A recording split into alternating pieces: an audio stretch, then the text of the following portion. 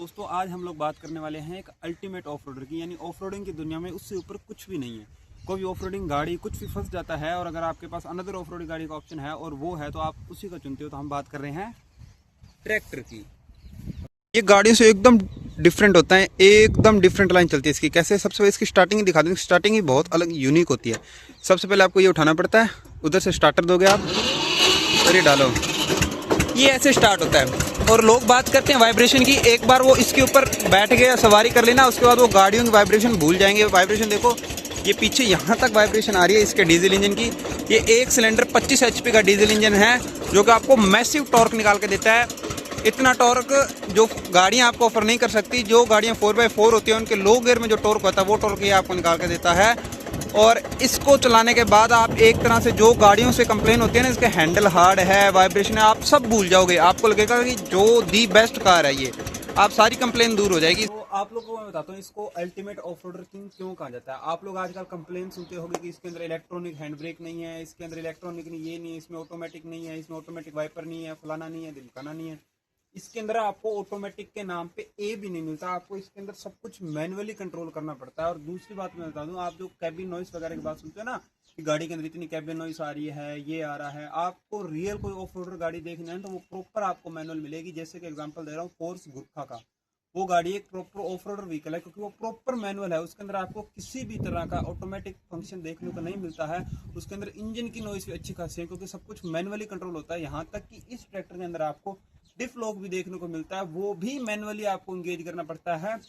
और जो बंदा इसको चला लेगा वो 1 या 2 दिन के अंदर गाड़ी एकदम मक्खन चलाना शुरू कर देगा। पर जिसने गाड़ी चला रखी है वो बंदा इसको कंट्रोल नहीं कर सकता क्योंकि इसके कंट्रोल का सिस्टम बिल्कुल अलग होता है।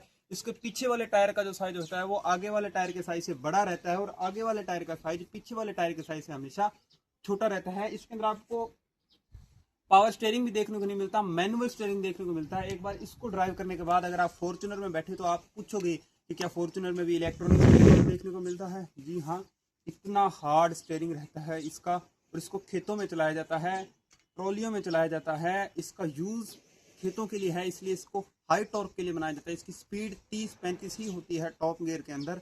पर ये जो टॉर्क डिलीवर करता है ना, ये फॉर्च्यूनर जैसी गाड़ियाँ दो अगर इसके पीछे आप बांध दोगे या फिर इसके ऊपर रख दोगे किसी ट्रॉली के ऊपर और इसको कहोगे इसको खींचने को, तो ये खेत के अंदर जहाँ पे गाड़ियाँ चलने का नहीं सोच सकती जैसे, वहाँ पर उन्हें बिना किसी प्रॉब्लम के, बिना रेस दिए लेके चल पड़ेगा। इतना हाई टॉर्क आपको इसके अंदर देखने के लिए मिलता है। अगर मैं बात करूँ इसके स्ट्रक्चर की तो कुछ इस तरीके का इसका स्ट्रक्चर रहता है जिसके अंदर आपको आगे इंजन की प्लेसमेंट मिलती है और इसका इंजन जो है प्रॉपरली कवर नहीं होता है, ओपन होता है, इसके एयर लगती रहती है। यहाँ पर इसको आपका सारा का सारा फ्यूल का सिस्टम मिलता है और ये ओनली आपको डीजल के अंदर ही मिल सकता है। ये पेट्रोल के अंदर पहले के टाइम में आते थे जब ट्रैक्टर का इन्वेंशन हुआ था, अब ये ओनली डीजल के अंदर मिलता है।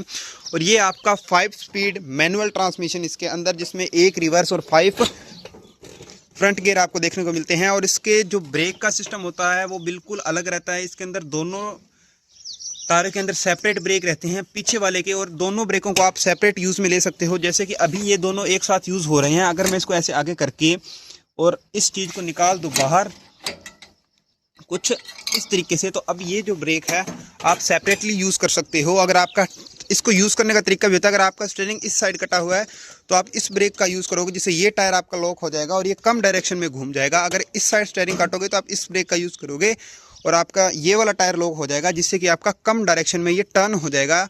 इससे आपको फ़ायदा मिलता है जब आप ट्रॉली वगैरह बैक लगाते हो या खेत के अंदर आपको तंग जगह के अंदर मुड़ना रहता है, तब इसका आप यूज़ कर सकते हो।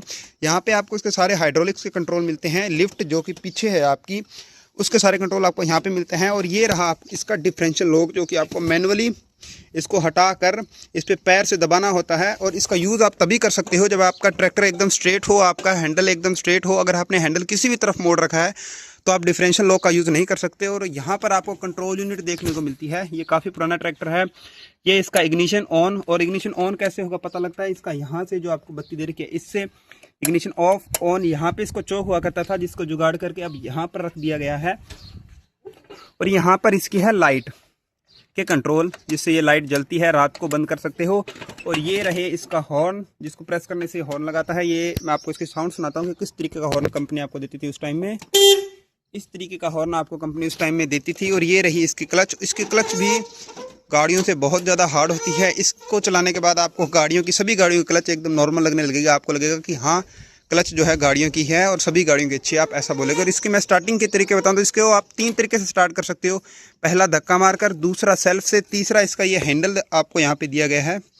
इसको आप आगे मैं आपको दिखाऊं तो इसको यहाँ पर अटैच करके इसको स्टार्ट कर सकते हो एमरजेंसी के केस के अंदर।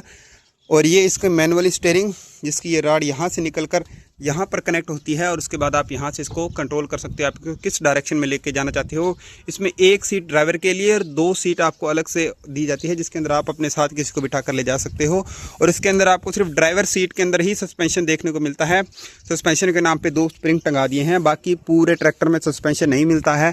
इसका रीज़न है कि ये खेत में चलता है और खेत के अंदर सस्पेंशन किसी काम के नहीं है, उल्टा किसान की कॉस्ट बढ़ाएंगे। यानी कि वो जितना कमाएगा वो सारे वो सस्पेंशन की जो मेंटेनेंस है वही ख़राब कर देगी। इसलिए ट्रैक्टरों के अंदर सस्पेंशन नहीं दिया जाता है। ये यहाँ पे आपको इसको एग्जॉस्ट सिस्टम देखने को मिलता है इस साइड, और ये आपका एयर कैलेंडर है जहाँ से ये एयर कंज्यूम करता है और आपका ट्रैक्टर स्टार्ट रहता है। ये इसकी diesel filter, oil filter tractor के अंदर, ये अल्टरनेटर, यानी कि ट्रैक्टर के अंदर आपको प्रॉपर चीज़ विजिबल होती है, एक एक चीज़ की कहाँ पर क्या है और किसका क्या यूज़ है।